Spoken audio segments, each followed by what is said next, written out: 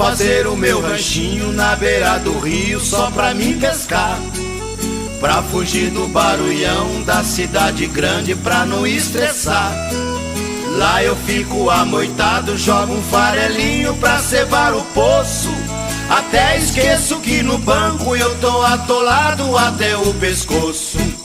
Ai, como é difícil a vida do pescador. De noite ele rosca o anzor na gaiada da taboca, de dia ele queima no sol, dando banho na minhoca.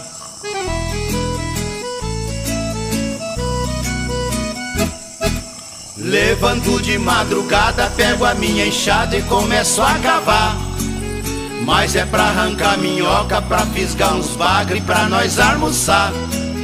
Depois arranco umas mandioca e jogo na água pra elas estragar.